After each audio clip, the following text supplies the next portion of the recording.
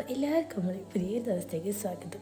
രാവിലെ ഉണ്ടല്ലോ ഇന്ന് ഫുഡ് കഴിച്ചു പോകാമെന്ന് വിചാരിച്ചു, കാരണം നന്നായിട്ട് കഴിക്കുന്നുണ്ടായി. അപ്പോൾ ഇന്ന് രാവിലെ കഴിക്കാൻ വേണ്ടി പുട്ടും അതേപോലെ മീൻകറി കേട്ടോ. അപ്പോൾ അതൊക്കെ കഴിച്ചിട്ടുണ്ടായിന്. എനിക്ക് ചൂരമീൻ ഭയങ്കര ഇഷ്ടമാണ്. കമ്പനിയിലേക്ക് എടുത്തിട്ടുണ്ടായത് പുട്ടും അതേപോലെ മീൻകറി തന്നെയും പിന്നെ കുറച്ച് അച്ചാറും. രാത്രി വീട്ടിലെത്തിയ സമയത്ത് ഒന്ന് പുറത്തു പോകേണ്ട ആവശ്യമുണ്ടായി. 2-3 കാര്യങ്ങളുണ്ടായിന്. അപ്പോൾ അതൊക്കെ കഴിഞ്ഞ് വരുന്ന സമയത്ത് ഇവിടെ ഇങ്ങനെ ഐസ്ക്രീം വേണ്ടിയിട്ട് മോക്ക് ഐസ്ക്രീം വേണമെന്ന് പറഞ്ഞിട്ടുണ്ടായിന്. അങ്ങനെ ഐസ്ക്രീം വാങ്ങിച്ചു കൊടുക്കാൻ വേണ്ടി നിൽക്കാനിപ്പോൾ.